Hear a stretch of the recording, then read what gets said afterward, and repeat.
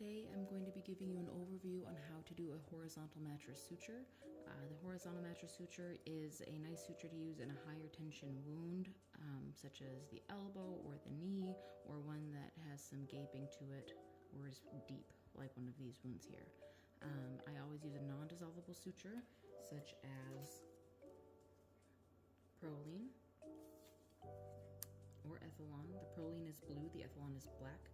I prefer the Ethylon, the black, over the blue. The Ethylon, you can see in this, just kind of stays curled up. It's a little slipperier and a little bit harder to work with, so I choose the Proline when I can.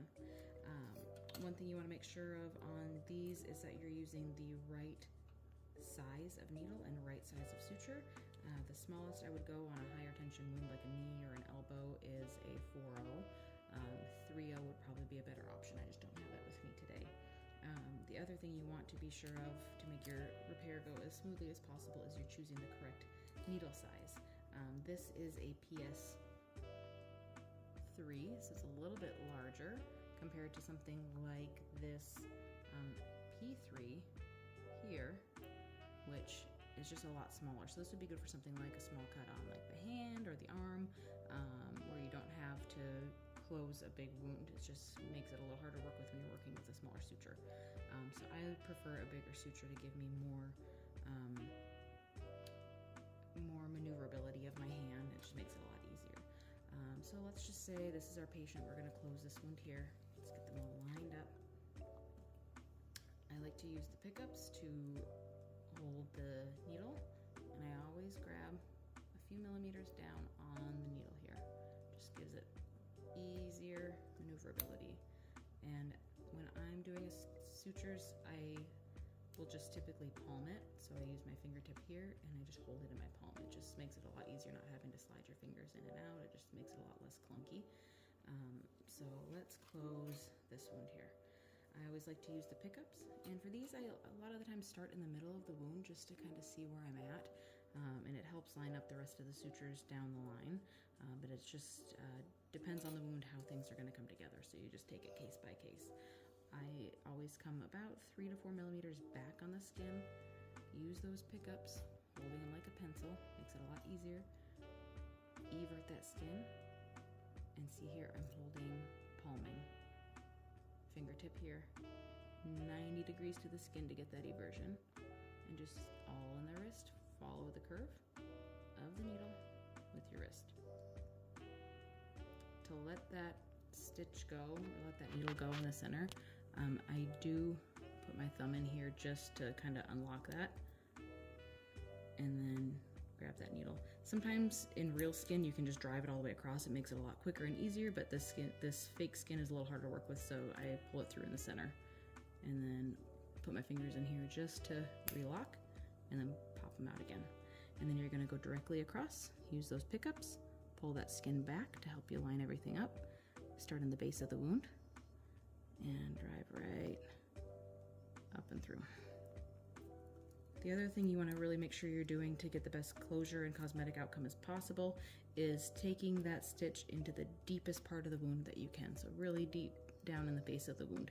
If you're coming up in here, it's just going to put more strain on the superficial skin, and getting it deep into the wound really closes up that dead space and makes it a lot better cosmetic outcome.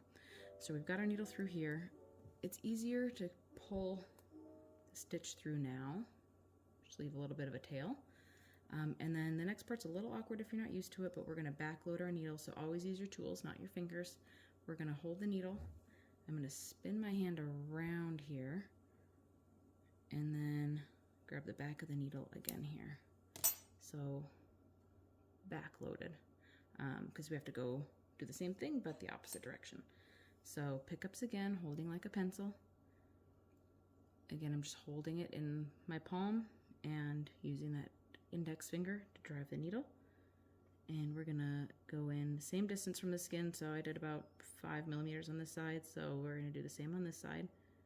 You wanna make sure you're not coming too close together to this stitch, otherwise it's just gonna be really hard to get that stitch out, and you're not really gonna get that tension spread across the wound. So you really wanna make sure you're going several millimeters over. And again, use those pickups to pull that skin up 90 degrees and use the curve of that needle to drive through. Drive it through, pop it out. And again, backload that needle so a few millimeters down from the string. Pull it up to give yourself a little bit of room to work with. And again, for me, I just like to palm it. Index finger at the front. Use that pickup to pull that skin up. Go in the base of the wound so you're really getting that dead space closed, and drive that up. And then you pull through, and that's your stitch there. Sometimes on a really long wound or one with high tension, you'll need to have a helper come in and kind of hold that skin together while you throw your first set of knots. Always on this non-dissolvable suture, I always like to do double knot to start, so you can drop your pickups now. You're done with those for a minute. So I put my pickup or my needle driver right in the center here. Double knot, so tie towards, 2 knots. Grab the tail and pull the opposite direction. And on this fake skin, it really doesn't hold together very well. I would need a helper here, but that's about like that. So double knot to start, and then another knot for the next one, towards the center, grab that tail, and pull through. In the center, towards, pull the tail the opposite direction. Needle driver in the center, wrap to the center, pull the tail in the opposite direction, and one more in the center, wrap towards the center, and then cross the center. So typically I do a double knot to start and then 3 to 4 more knots. And again, obviously on real skin, we would have this kind of snugged up against each other, and then I would probably do 2 more here and 2 more here to pull it together. And that's the basics of a horizontal mattress. Like and subscribe for more.